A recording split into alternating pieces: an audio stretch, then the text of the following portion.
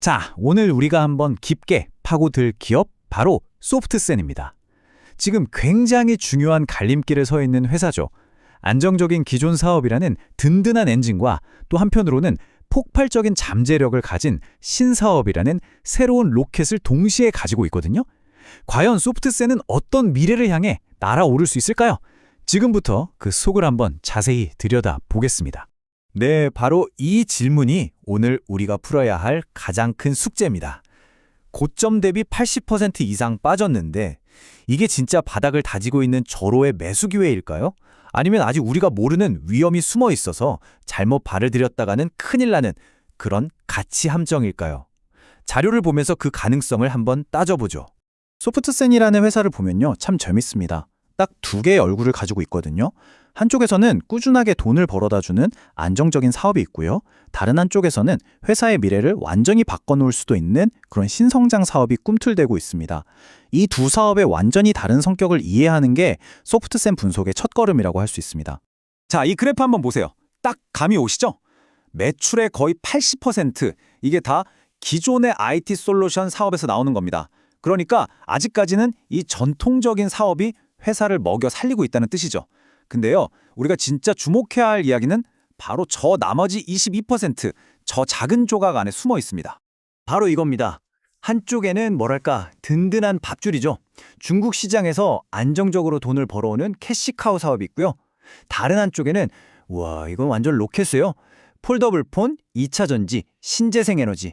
지금 시장에서 제일 핫한 테마는 다 모아놓은 성장 엔진 사업이 있습니다. 이 안정성과 성장성, 이 두 마리 토끼를 어떻게 잘 조화시키느냐가 소프트센의 미래를 결정짓는 가장 큰 숙제인 셈이죠. 자, 그럼 이제 투자자들이 제일 궁금해하는 부분으로 넘어가 보죠. 도대체 이 회사에 뭘 보고 투자해야 하는가? 바로 소프트센의 미래 가치를 끌어올릴 수 있는 이 성장 엔진, 긍정적인 시나리오의 근거들을 하나씩 뜯어보겠습니다. 핵심은 딱 이 세 가지 키워드입니다. 첫째, 폴더블 폰. 다들 접는 폰 쓰시잖아요. 거기에 들어가는 핵심 유리, 초방막 강화 유리, 이 UTG를 가공하는 장비를 얘네가 만듭니다. 둘째, 전기차 배터리. 이거 안전이 생명이잖아요. 배터리 내부를 엑스레이로 싹 검사해서 불량을 잡아내는 장비. 이것도 소프트센 겁니다. 마지막으로 요즘 진짜 뜨거운 BIPV, 건물 자체를 태양광 패널로 만드는 거예요. 그 생산 라인 장비까지. 와, 진짜 알짜배기 미래 사업들만 쏙쏙 골라서 하고 있죠. 와, 이 숫자 좀 보세요. 199조 원. 이게 어느 정도냐면요, 방금 말씀드린 그 세 가지 미래 사업 중에 딱 하나, BIPV 시장만 해도 2032년에는 이 정도 규모가 된다는 거예요. 소프트센이 이 어마어마한 시장에서 아주 조금만, 정말 한 숟가락만 제대로 떠먹어도 지금과는 완전히 다른 회사가 될 수 있다는 얘기죠. 그래서 지금 긍정적으로 보는 사람들이 다들 눈에 불을 켜고 기다리는 게 딱 하나 있습니다. 바로 잭팟이죠. 중국에서 BIPV 생산 라인을 쫙 깐다고 발표하면서 장비는 소프트센 걸로 하겠습니다 하고 대규모 수주 공시가 빵 터지는 거예요. 이게 현실이 되면 그냥 실적이 좀 좋아지는 수준이 아니라 말 그대로 퀀텀 점프, 차원이 달라지는 겁니다. 자, 근데요, 세상에 좋은 이야기만 있는 투자는 없죠. 이제 정신 바짝 차리고 이 회사의 아픈 구석, 우리가 투자하기 전에 반드시 체크해야 할 리스크들을 냉정하게 한번 들여다보겠습니다. 원본 자료에서는 아예 이런 이유 때문에 투자하면 안 된다고 콕 집어서 얘기하고 있어요. 첫째, 돈을 벌긴 버는데 이상하게 최종적으로 주주들 손에 쥐어지는 순이익은 계속 적자다. 둘째, 매출이 거의 다 중국 한 곳에 몰려있다. 이거 요즘 같은 때엔 정말 큰 리스크죠. 셋째, 예전에 공시 관련해서 좀 신뢰를 잃은 적이 있다. 마지막으로 거래가 너무 없어서 기관들이 쳐다도 안 본다. 이 네 가지는 정말 뼈아픈 지적입니다.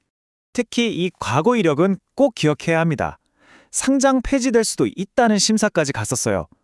물론 결과적으로는 괜찮아졌지만 한번 이렇게 시장의 신뢰를 잃으면 그 꼬리표가 계속 따라다니거든요. 이게 바로 눈에 보이지 않는 리스크, 지배구조 리스크라는 겁니다. 자, 지금까지 좋은 얘기, 나쁜 얘기 다 들어봤습니다. 그럼 이제 말은 그만하고 숫자를 한번 보죠. 실제 차트와 데이터로 보면 과연 어떤 그림이 그려질까요? 차트를 보면요, 중요한 선들이 딱 보입니다. 일단 아래로는 280원에서 300원, 이 구간이 무너지면 안 되는 아주 중요한 지지선이고요. 정말 만약에 230원까지 깨진다? 그럼 내가 생각한 시나리오가 틀렸구나 하고 일단 빠져나와야 하는 자리입니다. 반대로 위쪽으로는 380원을 시원하게 뚫어줘야 이제 좀 가나보다 할 수 있고 최종 보스는 500원 이상이에요.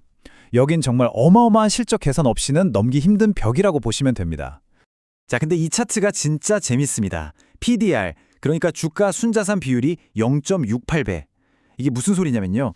쉽게 말해서 지금 이 회사를 통째로 사서 자산 다 팔고 빚 갚고 남는 돈이 현재 주가보다 더 많다는 거예요. 완전히 자산 땡처리 세일 중인 거죠. 다른 비슷한 회사들은 다 자기 자산 가치보다 비싸게 거래되는데 말이에요. 바로 이 지점이 기회라는 겁니다. 만약에 신사업에서 뭔가 보여주기만 한다면 시장이 얘는 이렇게 쌌던 거야? 하면서 주가를 제자리로, 아니 그 이상으로 미친 듯이 돌려놓을 가능성이 있다는 아주 강력한 신호죠. 그래서 결론은 이겁니다. 시나리오는 딱 두 개예요. 대박이 터지면 550원에서 690원까지 가는 거고요. 반대로 뭔가 삐끗하면 200원대 초반, 역사적인 바닥까지 다시 구경할 수 있다는 거죠. 정말 모 아니면 도, 하이리스크와 하이리턴의 정석 같은 종목입니다. 자, 그럼 이 모든 걸 알고 있는 우리는 대체 어떻게 해야 할까요?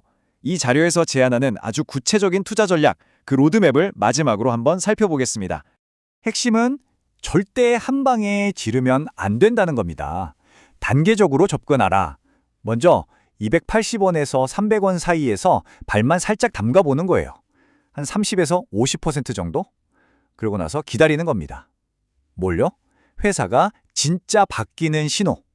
적자가 줄어든다거나 우리가 기다리던 대형 계약 공시가 뜨는 걸 눈으로 직접 확인하고 나서 그때의 비중을 늘리는 거죠. 그리고 목표는 600원. 230원 깨지면 뒤도 안 돌아보고 손절. 이렇게 딱 계획을 세우고 들어가라는 겁니다. 결국 이 한 문장이 모든 걸 말해줍니다. 성공하면 대박이지만 한 번에 올인하는 건 너무 위험하다. 맞습니다. 지금 구간은 분명히 실패했을 때의 손실보다 성공했을 때의 보상이 훨씬 더 커 보이는 매력적인 구간이에요. 하지만 그만큼 불확실성도 크다는 거 절대 잊지 마시고 아주 신중하게 접근해야 한다는 점을 마지막으로 꼭 말씀드리고 싶네요.